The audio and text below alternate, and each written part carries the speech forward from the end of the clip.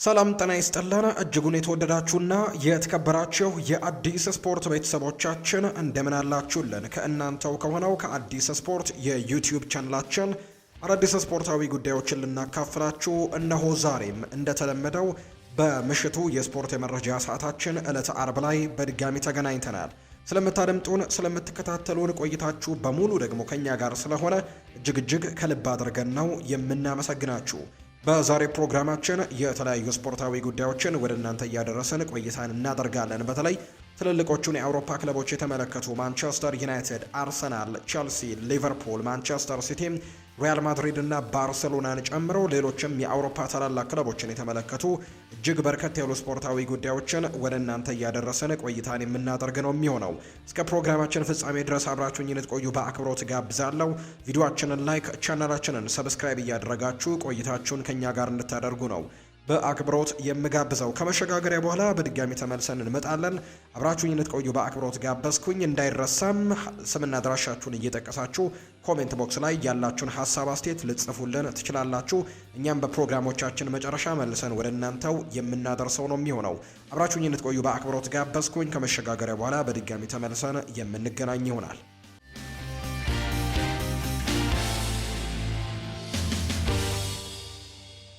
ወደ ቀዳሚው መረጃችን እናምራ። ውድ ቤተሰቦቻችን አርሰናልን የተመለከቱ መረጃዎችን በማስቀደም ነው የዛሬ ፕሮግራማችንን የምንጀምረው። የተለያዩ መረጃዎች ከአርሰናል ጋር እየተያዙ ይገኛሉ። ከነዚህ መካከል አንደኛው ጋብሪኤል ሄሱስ የሰጠው ሀሳብ ነው። ክለቡና አሰልጣኙ ማለትም ሚኬል አርቴታም ይህ ዋንጫ በጣም ይገባቸዋል ሲል ነው የሚናገረው ጋብሪኤል ሄሱስ። ዛሬ የ29ኛ ዓመት ልደት በዓሉን እያከበረ ይገኛል ይህ ብራዚላዊ አጥቂ። ምክንያቱም የዚህ ፕሮጀክት መሪ መሆን ከባድ ነገር ነውና ዋንጫውን ማምጣት ለክለቡ አሰልጣኝ እንዲሁ ደግሞ ለክለቡ ለአርሰናልም ይገባል ሲል ጭምር ጋብሪኤል ሄሱስ ሀሳቡን እየሰጠ ይገኛል። ከ3 ዓመታት ሁለተኝነት በኋላ በጭንቅላቱ ላይ ምን እንደሚኖር ማሰብ ይኖርባቸዋል ሲልም ጭምር ይናገራል። እንዲሁም ተጫዋቾችምና የስታፍ አባላቶቹም ጭምር ምን ሊሰማቸው እንደሚችል ማሰብ ይኖርባቸዋል። ያለፉትን 3 የውድድር ዓመታት በተከታታይ ሁለተኛ ሆነው ካጠናቀቁ በኋላ አንድ ቀን ከወልቭስ ጋር አቻ ወጣን። የክብር ጋር ደግሞ እነሱ የደረጃ ሰንጠረዡ መጨረሻ ላይ ስለሆኑ አንደኛ ነበርን። ጨዋታውን ማሸነፍ የግድ ነበረብን፣ ነገር ግን አቻ ወጣን። ከዛ በኋላ የነበሩትን አስቴቶች በሙሉ ተመልክቻለሁ። በጣም አስቸጋሪ ጊዜዎች እንደነበሩ አስታውሳለሁ ሲልም ጭምር ነው ጋብሪኤል ሄሱስ የተናገረው። ለዚህ ቡድንና ለዚህ አሰልጣኝ ለሚኬል አርቴታ ግን የዘንድሮ ዋንጫ እጅጉን የሚገባ ዋንጫ ነው ሲልም ጭምር ነው ጋብሪኤል ሄሱስ የተናገረው። አርሰናልን ለምን ሰዎች እንደሚጠሉት አይገባኝም ሲልም ጭምር ነው ጋብሪኤል ሄሱስ ሀሳቡን መስጠቱ እየተገለጸ የሚገኘው። ሌላኛው ከአርሰናል ጋር በተያያዘ የሚነሳው ጉዳይ አርሰናሎች በኤፍኤ ካፕ ላይ በጣም ጥሩ የሚባል የበላይነት እንዳላቸው የሚያሳዩ መረጃዎች እየወጡ ነው። በዚህ ሳምንት የተወዳጁ የእንግሊዝ ፕሪምየር ሊግ መርሃ ግብሮች እንደማይኖሩ ይታወቃል። በአንጻሩ ግን የኤፍኤ ካፕ መርሃ ግብሮች ይደረጋሉ። ተሳታፊ የሆኑ ክለቦች በዚህ ሳምንት ጨዋታቸውን ያደርጋሉ። በሳምንቱ መጨረሻ በሚደረጉ መርሃ ግብሮች ላይ ከነዛ መካከል አርሰናል አንደኛው ነው። ከሳውዛምፕተን ጋር የሚያደርገው ጨዋታ ደግሞ እንዳለ ይታወቃል። አርሰናል በኤፍኤ ካፕ ታሪክ ካለው ስኬታማ ጉዞ ጀርባ ካሉ አስደናቂ እውነታዎች አንደኛው ከፕሪሚየር ሊግ ውጪ ከሆኑ ወይም ሎወር ሊግ በምንላቸው ቡድኖች ጋር ያለው ግጥሚያ ነው። እንግዲህ የተደረጉ ጨዋታዎች ብዛትን ከተመለከተን 48 ነው። ከ48ቱ ጨዋታዎች ወይም ከታችኛው ሊግ ከመጡ ቡድኖች ጋር ባደረጓቸው ጨዋታዎች ወይም ከታችኛው ሊግ ከሚሳተፉ ቡድኖች ጋር በሌሎች የፕሪሚየር ሊግ ሳይሆን ከፕሪሚየር ሊግ ውጪ ባሉ በካራባውና በኤፍኤ ካፕ በተደረጉ ጨዋታዎች ላይ በተለይ ግን በኤፍኤ ካፕ ባደረጓቸው ያለፉት 48 ጨዋታዎች 45ቱን በድል ነው ማጠናቀቅ የቻሉት። 94 በመቶ የማሸነፍ ንጻሬ እንዳላቸው ነው የሚነገረው። ይህ ውጤት የሚያሳየው አርሰናሎች በደረጃ ዝቅ ያሉ ቡድኖችን አቅልለው እንደማይመለከቱና ውድድሩ ምን ያክል በቁም ነገር እንደሚመለከቱት የሚያሳይ መረጃ ጭምር እንደሆነ ነው ዘገባዎች የሚጠቁሙት። በዚህ ሳምንት ደግሞ ነገ ከሳውዛምፕተን ጋር ጨዋታቸውን እንደሚያደርጉም ይታወቃል። ሌላኛው ከአርሰናል ጋር በተያያዘ የምናነሳው ጉዳይ አንድ የታሪክ ግጥምጥሞሽን እንንገራችሁ ውድ ቤተሰቦቻችን።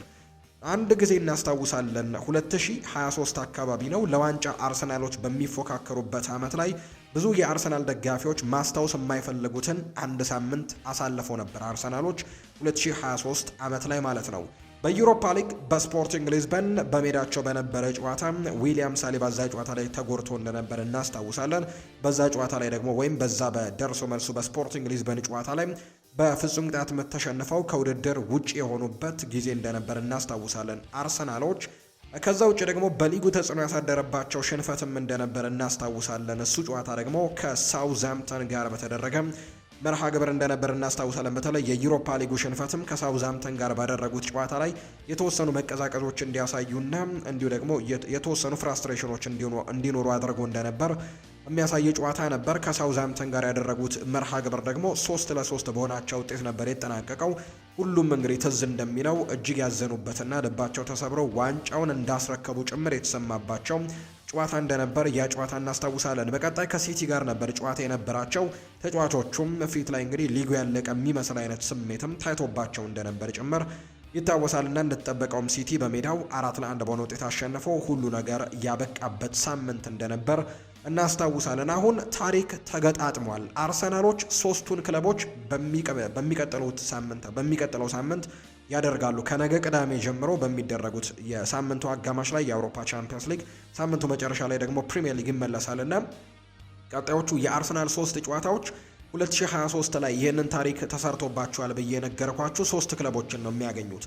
ነገ ከሳውዝሃምፕተን ጋር የኤፍኤ ካፕ መርሃ ግብር ጨዋታቸውን ያደርጋሉ። በሳምንቱ መጨረሻ በአውሮፓ ቻምፒየንስ ሊግ ከስፖርቲንግ ሊዝበን ጋር ጨዋታቸውን ያደርጋሉ። ከዛ ውጭ በሳምንቱ መጨረሻ ከማንቸስተር ሲቲ ጋር ነው ጨዋታቸውን የሚያደርጉትና አሁንም በተመሳሳይ መልኩ ለዋንጫዎች በጣም ዲሳይድ የሚያደርጉ ጨዋታዎች ናቸው። የሳውዝሃምፕተኑ ጨዋታ በኤፍኤ ካፕ ወደ ቀጣዩ ዙር ለመሻገር የሚደረግ ጨዋታ ነው። በአውሮፓ ቻምፒየንስ ሊግም ጥሩ ነገሮችን ለማሳየት የስፖርቲንግ ሊዝበኑ ጨዋታ በተለይ የመጀመሪያው ዙር ጨዋታ በኢስታዲዮ ሆዜ አልቫላዴ የሚደረገው መርሃ ግብር በጣም የሚጠበቀው ጨዋታ እንደሆነ ይታወቃል። ከዛ ውጭ ደግሞ ለዋንጫ ፉክክሩ ለፕሪሚየር ሊግ የዋንጫ ፉክክር በጣም በትልቁ የሚጠበቀው ጨዋታ በሳምንቱ መጨረሻ ከማንቸስተር ሲቲ ጋር የሚደረገው ነውና ተመሳሳይ አይነት ግጥምጥሞሽ አሉት።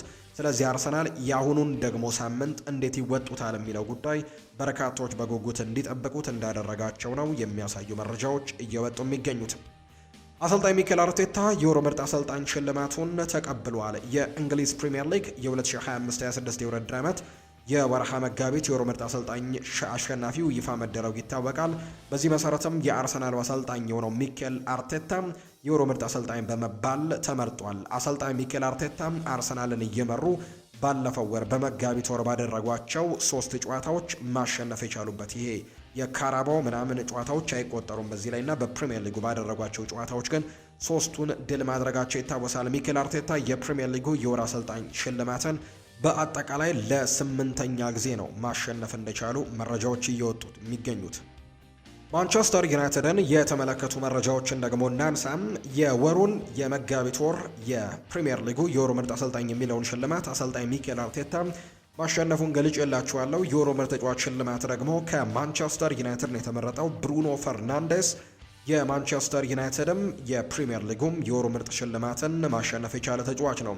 የተወዳጁ የእንግሊዝ ፕሪሚየር ሊግ የ2025-26 የውድድር ዘመን የወርሃ መጋቢት የወሩ ምርጥ ተጫዋቻቸውን ይፋ ሲያደርጉ በዚህ መሰረትም ፖርቱጋላዊው የማንቸስተር ዩናይትድ አማካይ ብሩኖ የወሩ ምርጥ ተጫዋች ተብሎ መመረጥ ችሏል። ብሩኖ ፈርናንዴስ ለ6ኛ ጊዜ ነው የተወዳጁ የእንግሊዝ ፕሪሚየር ሊግ የወሩ ምርጥ ተጫዋች ሽልማትን በአጠቃላይ ማሸነፍ የቻለው። ፈርናንዴስ በማንቸስተር ዩናይትድ ብዙ ጊዜ የሊጉ የወሩ ምርጥ ተጫዋች ሽልማትን ያሸነፈው ተጫዋች የሚለውን ሪከርድ መጋራት ችሏል። ይሄ ሪከርድ ከዚህ በፊት በክሪስቲያኖ ሮናልዶ ብቻ ተይዞ የነበረ ሪከርድ እንደነበር እናስታውሳለን። ክሪስቲያኖ ሮናልዶ በማንቸስተር ዩናይትድ በሁለቱ ዙር ቆይታው 6 ጊዜ የፕሪሚየር ሊግ የወሩ ምርጥ ተጫዋች ሽልማትን ማሸነፍ ችሎ ነበር። በአጠቃላይ ሌላኛው ፖርቱጋላዊ ተጫዋች የሆነው ብሩኖ ይህንን ሪከርድ መጋራት ችሏል። ሲያሸንፍ በዚህ ወር ለ6ኛ ጊዜ ነውና ከማንቸስተር ዩናይትድ ሪከርድንም መጋራት የቻለበትንም አጋጣሚ ጭምር የተመለከት ነው። ብዙ የወሩ ምርጥ ሽልማቶችን ያሸነፉ ተጫዋቾችን በፕሪሚየር ሊግ ታሪክ እነማን ናቸው ብለን ከተመለከተን በቀዳሚነት የሚቀመጡት ሃሪ ኬን፣ መሐመድ ሳላህ እና ሰርጂዮ ኩን አጉዌሮ እንደሆኑ ነው የሚነገረው። እነዚህ ተጫዋቾች 7 ጊዜ ነው የፕሪሚየር ሊጉ የወሩ ምርጥ ተጫዋች ሽልማትን ማሸነፍ የቻሉት። በአንጻሩ ክሪስቲያኖ ሮናልዶ፣ ስቴቨን ጄራርድ እና ብሩኖ ፈርናንዴዝ ደግሞ 6 ጊዜ በማሸነፍ 2ኛ ደረጃ ላይ ተቀምጠዋል። አሁን ካሉት ተጫዋቾች መካከል እንዲሁ ሙሐመድ ሳላ በፕሪሚየር ሊጉ ላይ እንዳለ ይታወቃል። ይሄ የውድድር ዓመት የመጨረሻው ቢሆንም ከዛ ውጭ ግን ብሩኖ አሁንም ውድድሩ ላይ እንዳለ ይታወቃልና በጣም ጥሩ የሚባል ፐርፎርማንስን አሁንም እያሳየ ስለሚገኝ ምናልባት ሪካርዶን ሊጋራም ከፍ ሊያደርገውም የሚችልበት እድል ይኖራል ተብሎ ይታሰባል። ብሩኖ ግን በአጠቃላይ 6 ጊዜ የዩሮ ምርጥ ተጫዋች ሽልማትን በማሸነፍ በማንቸስተር ዩናይትድ ታሪክ እኩል ከክሪስቲያኖ ሮናልዶ ጋር መጋራት ችሏል። በአጠቃላይ በፕሪሚየር ሊጉ ታሪክ ደግሞ ከሃሪኬን፣ ሞሐመድ ሳላህ እና ሰርጂዮ ኩን አጉዌሮ እነዚህ 3 ተጫዋቾች እኩል 7 ጊዜ ነው ያሸነፉት። ከነሱ ቀጥሎ ሁለተኛ ደረጃ ላይ መቀመጥ የቻለበትን ሪካርድም ማስመዝገብ የቻለ ተጫዋች ነው። ዩናይትድ በክረምቱ የተጫዋቾች የዝውውር መስኮት ከሚመለከታቸው ተጫዋቾች መካከል አንደኛው የኤቨርተኑ ተጫዋች የሆነው ሌሊማን ጃይ እንደሆነ የሚያሳዩ መረጃዎች አሉ። አሰልጣኝ ማይክል ካሪክ ከዚህ በፊት በይፋ መናገራቸው ይታወሳል። ዩናይትዶች በክረምቱ የተጫዋቾች የዝውውር መስኮት ማጠናከር ከሚፈልግባቸው ቦታዎች አንደኛው የክንፍ መስመሩን ማጠናከር በትልቁ ሀሳቡ እንዳለው የሚያሳዩ መረጃዎች በተደጋጋሚ ሲወጡ እንደነበር እናስታውሳለን። እና አሁን ላይ ምናልባት ይህንን ቦታ ለማጠናከር ከሚመለከቷቸው ተጫዋቾች መካከል አንደኛው የኤቨርተኑ ሌሊማን ጃይ ሊሆን እንደሚችል እየተነገረ ነው። ሴኔጋላዊው ተጫዋች በኤቨርተን ቤት በጣም ጥሩ ጊዜያቶችን እያሳለፈ ይገኛል እና በእርግጥ የተለጠፈበት ዋጋን በተመለከተ በርካቶች ጥያቄዎችን ቢያነሱም ሌሊማን ጃይ ግን ወደ ማንቸስተር ዩናይትድ ሊመጣ የሚችልበት እድሉ አለው። ተጫዋቹም ቢሆን ወደ ዩናይትድ ማቅናትን ይፈልጋል የሚሉ ዘገባዎችም በተደጋጋሚም እየወጡ ይገኛሉ። ማንቸስተር ዩናይትድ ስለ ማይልስ ሉዊስ ስኬሊ ይፋዊ ያልሆነ ጥያቄዎችን አቅርበዋል ብሏል። ቤን ጃኮብስ ነው ይህንን መረጃ እያጋራ የሚገኘው። በዝውውር ጉዳዮች ላይ ታማኝ ከሚባሉ የመረጃ ምንጮች አንደኛው ነው ቤን ጃኮብስ። ማንቸስተር ዩናይትድ ስለ ማይልስ ሉዊስ ስኬሊ ይፋዊ ያልሆነ ጥያቄን ነው እንዳቀረበ የሚናገረው። ተጫዋቹም ቢሆን ተጨማሪ የመጫወቻ ጊዜያቶችን ለማግኘት አማራጮችን ለማየት ፍላጎት እንዳለው ይነገራል። በአርሰናል ቤት በተለይ ዘንድሮ በርከት ያሉ እድሎችን ማግኘት እንዳልቻለ እየተመለከትን ነው። ምክንያት ከተባለም ፒዮሮ ሂንካፒ ጥሩ መሆኑ፣ ከዛ ውጭ ሪካርዶ ካላፊዮሪ ዘንድሮ ጥሩ እንቅስቃሴዎችን ማሳየት መቻሉ ምንም እንኳን ከጉዳት ጋር እየታገለ ቢሆንም በዚህ ምክንያት ማይልስ ሉዊስ ስኬሊ 3ኛ ተመራጭ እንዲሆን አድርጎታልና በዚህ መሰረትም ደቂቃዎችን ማግኘት ባለመቻሉ ምክንያት ሌሎች ክለቦችን ተቀላቅለው ደቂቃዎችን ማግኘት የሚችልበትን ቦታ ማምራት እንደሚፈልግ የሚያሳዩ መረጃዎች አሉ። እርግጥ ነው በሚቀጥለው የክረምት ተጫዋቾች የዝውውር መስኮት ከአርሰናል ምናልባት ሊለዩ ይችላሉ ተብለው ከሚታሰቡ ተጫዋቾች መካከል አንደኛው ሪካርዶ ካላፊዮሪ ነው። ምንም እንኳን አርሰናል ላይ ግፊት ያደርጋል ተብሎ ባይጠበቅም ወይም ደግሞ ልቀቁኝ ብሎ ይፋዊ ጥያቄዎችን ያቀርባል ተብሎ ባይታሰብም፣ ነገር ግን ወደ ጣሊያን መመለስና ኢንተር ሚላን ቤት መጫወትን ሊመርጥ የሚችልበት እድሉ እንዳለው ግን የሚያሳዩ ሪፖርቶች አሉ። ነገር ግን እንዳልኳችሁ ግን ተጫዋቹ ልቀቁኝ ብሎ በይፋ እንደማይጠይቅና ምንም አይነት ግፊት እንደማያደርግ ነው የሚታመነው። ማይልስ ሉዊስ ስኬሊ ደግሞ ደቂቃዎችን ማግኘት የማይችል ከሆነ ፒዮሮ ሂንካፒየም በሚቀጥለው የውድድር ዓመት በቋሚነት በአርሰናል ቤት ይቀጥላል ተብሎ ስለሚታሰብ ደቂቃዎችን ማግኘት የሚችልበትን ክለብ መቀላቀል ይመርጣል። ማንቸስተር ዩናይትድ ደግሞ ጥያቄ ለማቅረብ ዝግጁ ነው። በክለቦቹ መካከል የሚደረግ ማንኛውም ድርድር ከፍተኛ ክፍያን የሚጠይቅ ሲሆን ተጫዋቹን የሚፈልጉት ክለቦችም መጀመሪያ አርሰናልን ማሳመን ይኖርባቸዋል ተብሎ እንደሚታሰብ ነው ቤን ያኮብሽ መረጃውን እያጋራም የሚገኘው። የሊቨርፑል ጉዳዮችን እናንሳ።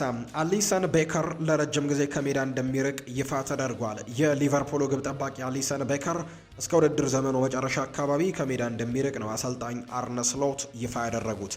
ሞሐመድ ሳላህና ጀረሚ ፍሪምፖንግ ለነገው ጨዋታ ከማንቸስተር ሲቲ ጋር ለሚያደርጉት ወሳኙ የኤፍኤ ካፕ መርሃ ግብር ጨዋታ ዝግጁ መሆናቸውን ግን ተናግረዋል። ጀረሚ ፍሪምፖንግን በተመለከተ ግን ለምን ያክል ደቂቃዎችም እንደሚጫወት መወሰን ይጠበቅብናል ሲሉ ጭምር ነው አሰልጣኝ አርነ ስሎት የተናገሩት። አሌክዛንደር ኢሳክ የጨዋታ ጊዜ ሊሰጠው ይችላል፣ እንግዲህ አይተነው ዛሬ እንወስናለን ሲሉ ጭምር ነው አሰልጣኝ አርነ ስሎት የሚናገሩት። አሌክዛንደር ኢሳክ ከረጅም ጊዜ በኋላም ሊመለስ የሚችልበት ጨዋታ እንደሆነ ጭምር ነው እያነሱ የሚገኙት። አሊሰን ቤከር ግብ ጠባቂያቸው ግን ለረጅም ጊዜ በጉዳት ምክንያት እንደሚቆይና እስከ ውድድር ዓመቱ መጨረሻ አካባቢ ድረስ በጉዳት ምክንያት ላይኖር እንደሚችል ይፋ አድርገዋል። ያንን ተከትሎ ጆርጂያዊው ግብ ጠባቂ ጆርጂ መማርዳሽቪሊ የአሊሰንን ቦታ ተክቶ ይሰለፋል ተብሎ ነው የሚጠበቀው። ሊቨርፑል ከነገው የኤፍኤ ካፕ ወሳኝ ጨዋታ ከማንቸስተር ሲቲ ጋር ከሚያደርገው ጨዋታ ቀጥሎ ደግሞ በሳምንቱ አጋማሽ ከፓሪስ ሰን ዠርመን ጋር ወሳኝ የሚባል ጨዋታ እንዳላቸው ይታወቃልና ለእነዚህ ጨዋታዎችም ይረዳው ዘንድ በደንብ ዝግጅቱን አጠናክሮ እንደቀጠለ ነው የተነገረው። ሊቨርፑል የዩቬንቱስን 3 ተጫዋቾች እንዲሁ ፒየር ካሉሉን የ24 ዓመቱን ተጫዋች ፍራንቼስኮ ኮንሴሳውን ፖርቱጋላዊውን የ22 ዓመት ተጫዋችና ኬፍረም ቱራምን የፈረንሳዊውን የ24 ዓመት ተጫዋችም በቅርበት እየተከታተሉ እንደሆነ እየተነገረ ነው። ዩቬንቱስ ለሽያጭ ከተገደደ የመጀመሪያ ግንኙነቶችን በማድረግ ዝውውር ለማድረግም ዝግጁ ናቸው ተብሏል። ኮንሴሳኦ ወደ 43 ሚሊዮን ፓውንድ አካባቢ፣ ፒውር ካሉሉ ደግሞ ወደ 26 ሚሊዮን ፓውንድ እና እንዲሁም ደግሞ ኬፍረም ቱራም ወደ 34 ሚሊዮን ፓውንድ አካባቢ ሊያስወጡ ይችላሉ ተብለው ይታሰባል። ዩቬንቱስ መሸጥ አይፈልግም፣ ነገር ግን የቻምፒየንስ ሊግ ውድድርን አለማግኘታቸው ወይም ደግሞ ላያገኙ የሚችሉበት እድል ስላለም ዋጋዎቹን እንዲያስቡበት ሊያስገድዳቸው ይችላል ተብሏል። ይህም ለሊቨርፑል በር ይከፍትለታል ተብሎ እንደሚታሰብ ነው። በጣሊያን ታማኝ ተብለው ከሚጠሩ የመረጃ ምንጮች መካከል ጋዜታ ዴሎ ስፖርት መረጃውን እያጋራ የሚገኘው። ሊቨርፑል የ27 ዓመቱን ፈረንሳዊ ተጫዋች ዩሊየስ ኩንዴን በቅርበት እየተከታተሉት ሲሆን ይህም የበለጠ ጠንካራ የቀይ መስመር ተከላካይ አማራጭን ለመጨመር በማለም ነው። ባርሴሎና እንደ ሁሊያን አልቫሬዝ እና አሌዛንድሮ ባስቶን ያሉ ታላላቅ ተጫዋቾችን ለማዘዋወር እቅድ አላቸው። እነዚያን ኢላማዎች ለመደገፍ ደግሞ ከሽያጭ የሚገኘው ገንዘብን መጠቀም ይፈልጋሉ። ዩሊየስ ኩንዴ ወደ 56 ሚሊዮን ፓውንድ የሚጠጋ ዋጋ አለው። ሊቨርፑልም እስከ 69 ሚሊዮን ፓውንድ ድረስም መሄድ ፍቃደኛ እንደሆነ ይታያል ተብሎም እንደሚታሰብ ነው ሙንዶ ዲፖርቲቮ መረጃውን ያጋራው። የቼልሲን ጉዳዮች እንመልከት። ከአሜሪካኑ መምጣት በኋላም በቼልሲ ነገሮች እየሰሩ አይደሉም ብሏል። ኢማኑኤል ፔቲት ነው ይህንን ሀሳብ የሰጠው። ፈረንሳዊው የቀድሞ ተጫዋች ኢማኑኤል ፔቲት ቼልሲ ውስጥ ነገሮች እየሰሩ አይደለም ሲል ይናገራል። አሜሪካዊው ባለቤቶች ወደ ቼልሲ ከመጡ ወዲህ ነገሮች ብዙም እየሰሩላቸው አይመስለኝም ሲልም ጭምር ነው ኢማኑኤል ፔቲት የሚናገረው። ተጫዋቾች ሳይቀር ግራ ተጋብተዋል ያለው የቀድሞ ተጫዋቹ ከሽንፈት በኋላ ፊታቸው ላይ ይነበባል፣ በተለይም ቁልፍ ተጫዋቾች ላይ ሲልም ይናገራል። አክሎም ተጫዋቾቹ እዚህ ብቆይ ትክክል ነው ወይ ብለው እንዲያስቡ ያደርጋቸዋል። በአመቱ መጨረሻ ልልቀቅ እዚህ ሰልችቶኛል እያሉ እያሰቡ እንደሆነ ነው የሚመስለኝ ሲልም ጭምር የተናገረው። ኢማኑኤል ፔቲት እንግዲህ ባለፉት ሳምንታትም ይህንን የሚያረጋግጥ አይነት መረጃዎችን ነው ስንመለከት የነበረው። ምክንያቱም በቼልሲ ቤት የሚገኙ ትልልቅ የሚባሉ ከዋክብቶች ለቀጣይ መዳረሻቸው ከወዲሁ እያቀዱ እንደሆነ የሚያሳዩ መረጃዎች እየወጡ ነው። ለምሳሌ ያክል ማርክ ኮሪያ በቡድን ውስጥ ስላለው በተለይ ከአመራሩ ጋር በተያያዘ ስላለው ቅሬታ መናገሩ ይታወሳል። ከፓሪስ ሰን ዠርሜኑ ሽንፈቱ በኋላ የተለያዩ ጉዳዮችን አንስተዋል። በዛም ደግሞ ሪስ ጄምስ የቡድኑ ካፕቴን ጭምር ትክክለኛ ንግግር ሲልም ጭምር በኮሜንት ደግሞ ሀሳቡን ሰጥቶት እንደነበር እናስታውሳለን። ከዛ ውጪ ሌሎችም ተጫዋቾች ለምሳሌ ያክል ኮል ፓልመር ከቼልሲ ስለመልቀቅ እያሰበ እንደሆነና በሚቀጥለው የውድድር ዓመት ወደ ማንቸስተር ዩናይትድ አሊያም ወደ ሌሎች ክለቦች የማምራት ፍላጎት እንዳለው የሚያሳዩ መረጃዎችን በተደጋጋሚ እየወጡ ነው። እርግጥ ነው ቼልሲ እንደዚህ አይነት ወሳኝ ተጫዋቾቹን በጣም ለረጅም ጊዜ ኮንትራታቸውን ከፍ አድርገው እንዳራዘመው የሚታወቅ ጉዳይ ነው። ነገር ግን ኮል ፓልመር ስለመልቀቅ እያሰበ እንደሆነ የሚያሳዩ መረጃዎች ያሉ። ሌላኛው የኤንዞ ፈርናንዴዝ ጉዳይ ነው። ኤንዞ ፈርናንዴዝ ባለፉት ጥቂት ሳምንታት በግልጽ የሪያል ማድሪድ ተጫዋች መሆን እንደሚፈልግ የሚያሳዩ አይነት አስቴቶችን ሲሰጥ እየተመለከት ነው እንገኛለን። የተለያዩ አይነት አስቴቶችን ሰጥቷል። በአብዛኛው ተጫዋቹ ወደ ሪያል ማድሪድ የማምራት ፍላጎት እንዳለው የሚያሳይ አይነት አስቴትን ነው ሰጥቷል እያሉ እየተናገሩ የሚገኙት በማድሪድ መኖር እንደሚፈልግ ጭምር ይፋ አድርጓልና ወደ ስፔን ማቅናቱ አይቀሬ እንደሆነ መናገሩ የሚታወስ ጉዳይ ነው። ከዛ በፊት በነበረ አንድ ጋዜጣዊ መግለጫ ላይ ደግሞ የቀጣይ የውድድር ዓመት ቆይታ እንዴት ነው የሚል አይነት ጥያቄ ቀርቦለት ነበር። እርግጠኛ አይደለውም፣ ከዓለም ዋንጫው በኋላ ሁሉንም ነገር እንመለከታለን የሚል አይነት አስተያየት መስጠቱ ደግሞ በቼልሲ ቤት ያለው ነገር የተረጋገጠ እንዳልሆነ የሚያሳዩ መረጃዎች ሲወጡ ነበር። ሌላኛው ከቼልሲ ጋር በተያያዘ ኤንዞ ፈርናንዴዝ ከቡድን ስብስቡ እንደተቀነሰም የሚያሳዩ መረጃዎች ደግሞ አሁን ላይ እየወጡ ነው። ስለዚህ በሁለቱ አካላት መካከል በኤንዞ ፈርናንዴዝ እና በቼልሲ መካከል ያለው ነገር በጣም ውጥረቱ እያየለ እንደመጣ የሚያሳዩ ነገሮችን ነው የምንመለከተው። የቼልሲው አማካይ ኤንዞ ፈርናንዴዝ ከቡድን ስብስብ መቀነሱን አሰልጣኝ ሊያም ሮስኒየር ይፋ አድርገዋል። ኤንዞ ፈርናንዴዝ ከቡድኑ ስብስብ የተቀነሰውን በቅርቡ ሰጠ በተባለው አስቴት ምክንያትና በዲሲፕሊን ምክንያት እንደሆነ ነው የተነገረው። ይህንን ተከትሎ ኤንዞ ፈርናንዴዝ ከነገው ጨዋታ ውጪና ከማንቸስተር ሲቲው ጨዋታም ስብስብ ውጪ መሆኑን አሰልጣኝ ሊያም ሮስኒየር አረጋግጠዋል። በሌላ በኩል አሰልጣኙ የማርኮ ኮሪያ ጉዳይ የተለየ እንደሆነና ለጨዋታው ዝግጁ መሆኑን ግን ተናግረዋል። ኤንዞ ፈርናንዴዝ ግን ለሁለት ጨዋታዎች በተለይ ደግሞ በጣም ሁለት ወሳኝ በሚባሉ ጨዋታዎች ላይ ነው ለቼልሲ ግልጋሎት እንደማይሰጥ እየተነገረ የሚገኘው። አንዳንድ ዘገባዎች እንደሚያሳዩት ከሆነ ደግሞ የምክትል ካፕቴንነት አርም ባንድንም ጭምር ከኤንዞ ፈርናንዴዝ ተነጥቆ ለሞይስ ካይሴዶ ሊሰጠው እንደሆነ የሚያሳዩ ነገሮች አሉ። በጣም ውጥረቶች እየጨመሩ እንደመጡ ነው በቼልሲ ቤት እየተመለከተን የምንገኘው። ማንቸስተር ሲቲን የተመለከቱ መረጃዎችንም እናንሳ። ማንቸስተር ሲቲ ለሮድሪ አዲስ ኮንትራት እንዳቀረቡለት እየተነገረ ነው። ሪያል ማድሪድ በሮድሪ ላይ ፍላጎት ያለው ሲሆን ውሳኔው ግን በተጫዋቹና በቤተሰቡ የሚወሰን ይሆናል ተብሎ ይታሰባል። በተጨማሪም ሮድሪ ውሉን የማያድስ ከሆነ ሲቲ በክረምቱ በከፍተኛ ገንዘብ ለመሸጥ ወይም በ2027 በነፃ ወኪልነት እንዲለቅም ከሁለት አንዱን መምረጥ ይኖርበታል እየተባለ ይገኛል። ተጫዋቹ ኮንትራቱን የማያራዝም ከሆነ ሁሉም ነገር በሱ እጅ ላይ ነው ያለው። ኮንትራቱን የማያራዝም ከሆነ ሲቲ ቶሎ ውሳኔዎችን መወሰን ይጠበቅበታል። በክረምቱ በውድ ዋጋ መሸጥ አሊያ ደግሞ አንድ ዓመት አቆይቶ በሚቀጥለው ክረምት ደግሞ በነፃ ተጫዋቹን መልቀቅ። ውሳኔው የተጫዋቹ የኮንትራቱ ጉዳይ ውሳኔው የተጫዋቹ የመልቀቅና ያለመልቀቁ ውሳኔ ደግሞ በማንቸስተር ሲቲ እጅ ላይ እንደሆነ የሚያሳዩ መረጃዎችን ነው ፋብሪዚዮ ሮማኖ ይዞ እየወጣ እንደሚገኝ የተገለጸው። ሄስኮ ግቫርዲዮል በሚቀጥሉት 10 ቀናት ውስጥ ቀስ በቀስ ወደ መደበኛ ልምምድ ይመለሳል ተብሎም ይጠበቃል። በተጨማሪም በግንቦት ወር አጋማሽ ላይ ሙሉ በሙሉ ጤናማ እንደሚሆንም ይጠበቃል ተብሎ ነው የሚታሰበው። ስፖርት ዊትነስ የተባለው የመረጃ ምንጭ ይፋ እያደረገም እንደሚገኝ ማንቸስተር ሲቲ እና አስቶን ቪላ በሴኔጋላዊው የፓሪስ ሰን ዠርሜን የክንፍ ተጫዋች ኢብራሂማ እምባዬ ላይም ፍላጎቶች እንዳሏቸው እየተነገረ ነው።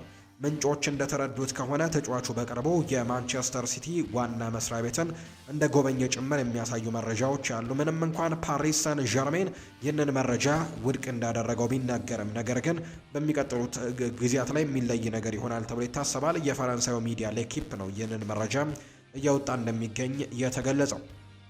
ባርሰሎና በርናርዶ ሲልቫን ከማንቸስተር ሲቲ ለማስፈረም የሚደረገውን ፉክክር እየመራ ሲሆን በዚህ ክረምትም በርናርዶ ሲልቫን ከጃው ካንሴሎ ጋር እንደገና ለማገናኘትም ፍላጎት እንዳላቸው ጭምር እንዳላቸው ነው ዘሰን የተባለው የመረጃ ምንጭ ይፋ ያደረገው።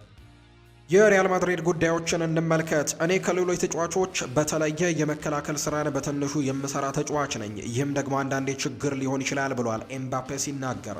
እንደ እውነቱ ከሆነ የመከላከል ሚናዬ አነስተኛ ቢሆንም እኔ ግን ያንን ስራ ስሰራ ነገር ግን በቡድኑ ላይ ትልቅ ተጽዕኖዎችን እንደሚፈጥር አውቃለሁ። በማድሪድ እኔ መከላከል ጥረት ሳላደርግ ሁሉም ተጫዋቾች የኔን ፈለግ እንደሚከተሉ በግልጽ ይታያል። ጥረት ሳደርግ ነገር ግን ጥረት ካላደረኩኝ ደግሞ ቡድኔ እንደሚጎዳ አውቃለሁ ብለዋል። በዚህ ጉዳይ ላይ ብዙ ጊዜ ትችቶች እንደሚሰነዘረብኝም አውቃለሁ። ይህ ደግሞ አይረብሸኝም፣ ምክንያቱም ትችቱን እንደ ገንቢ ትችት ነው የምመለከተው ሲልም ጭምር ነው ኬሊያን ኤምባፔ የሚናገረው። ኤምባፔ ከቅርብ ጓደኛው አችራፍ ሀኪሚ ጋር በ2022 የኳታር የዓለም ዋንጫ ወቅትም የነበራቸው ግንኙነትን በሚመለከትም የተለያዩ ሀሳቦችን አንስተዋል። በ2022 የዓለም ዋንጫ ወቅት እኔና አችራፍ ሀኪሚ በተለይም ፉትቦል ማኔጀር የተሰኘው የቪዲዮ ገቢን አብረን እንጫወት ነበር። በየቀኑ እንገናኝ ነበር። የዓለም ዋንጫው ጉዞአችን በገፋን ቁጥርም ደግሞ እርስ በርስ የመጫወት እድላችን እየሰፋ መምጣቱ ይሰማን ነበር።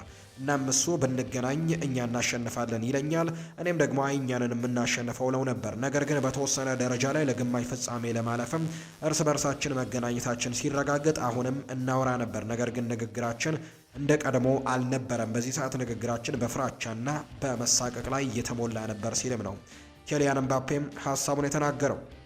ኤምባፔ በ2020 የአውሮፓ ዋንጫ በስዊዘርላንድ ተሸንፈው ከወጡ በኋላ የነበረውን አስቸጋሪ ጊዜ አስመልክቶ የተናገረው ቀጥታ ንግግር ነበር። ለኔ ብሔራዊ ቡድን ከሁሉ ነገር በላይ ነው። ነገር ግን በዚህ ውድድር ላይ ለሰዎች ትልቅ ክብር ሰጥተህ ትጫወታለህ። እነሱ ግን ጎል ካላስቆጠርክለት ዝቅ ያደርጓል።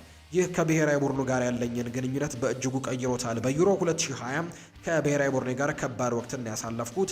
ይሄ ብሔራዊ ቡድን እንደተቀላቀልኩት በመጀመሪያዎቹ ቀናት ልክ እንደ የተለያዩ ነገሮችም ነበርኩኝ። በጣም ከመገረሜ ባለፈም እጅጉን አልቀሼም ነበር። ነገር ግን በዛው ልክ ደግሞ ብዙም ሳልቆይ ነው ሀዘኔን በደስታ የተቀየረው። ምክንያቱም ብሔራዊ ቡድኑ እንደተቀላቀልኩኝ ቀጥታ ዓለም ዋንጫን አሸንፌም እንደነበርኩም አስታውሳለሁ። በሰዓቱ የሀገሬ ሻምፒዮን ነበርኩኝ። በልቤም ደግሞ በጣም ድንቅ ነው ሲልም ጭምር ተናግሬ ያውቃለሁ ሲልም ይናገራል። ከዚያ ግን ሁሉም ሰው በ2018 ውድድር ላይ እንደ ተንቀሳቀስኩት ሁሌም ደግሞ እንድጫወት ይፈልጉ ነበር። ያንን ማድረግ ግን ከባድ ነው። በዩሮ 2020 ላይ ከደረሰብኝ ከባድ ትችት በኋላ ዳግመኛ ወደ ብሔራዊ ቡድን መመለስ እንደማልፈልግም ተናግሬ ያውቃለሁ። ከእረፍት በኋላ ወደ ወቅቱ የፈረንሳይ እግር ኳስ ፌዴሬሽን ፕሬዝዳንት ወደ ነበረው ከኑኤል ጋርም ዳግመኛ እንደማልጫወት ልነግረው ሳቅማማ ነበር።